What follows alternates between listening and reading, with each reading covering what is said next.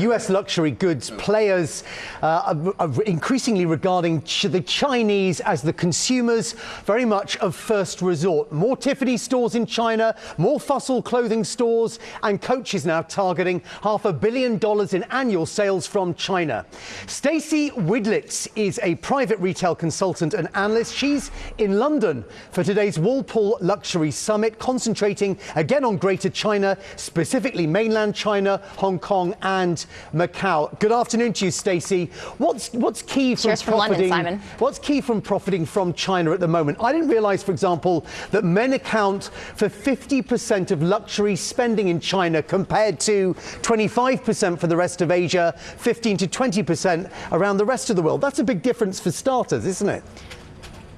It's a huge difference. So that's one of the biggest differences in the Chinese market there. So you have to think about companies like Coach. They're opening men's standalone stores in the United States that are working well. So imagine what they could do in China with the men's business, since men drive over half of purchases throughout the luxury group.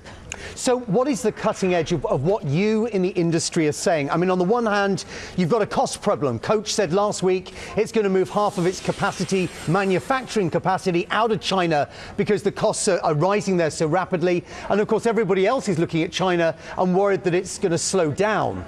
How does that affect your stocks? Fossil, Tiffany, Coach?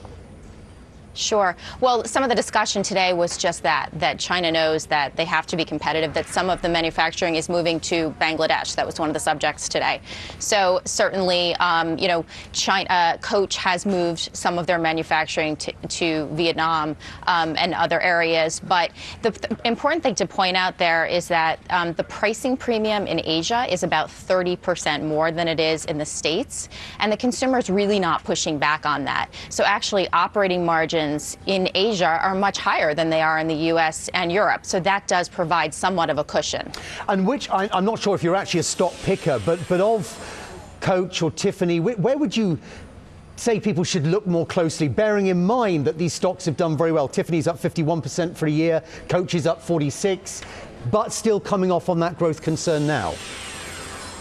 Absolutely. I mean, these stocks have been on fire here, but I think you want to look at both Coach and Tiffany. They are both in the early stages of exposure to China.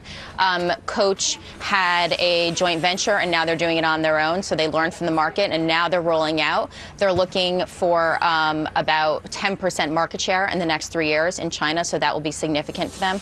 And again, they understand the men's market. So I think Coach is a good pick, and Tiffany as well. One of the things that came up today is right now watches are the highest luxury product growing in China. Jewelry is expected to be the next wave. So you certainly want to look at Tiffany. They're also in the very early stages of growth there and doing it right and using the marketing dollars to make their brand known there. Interesting. Stacey, thank you very much. Have a pleasant evening there in London. Thank you.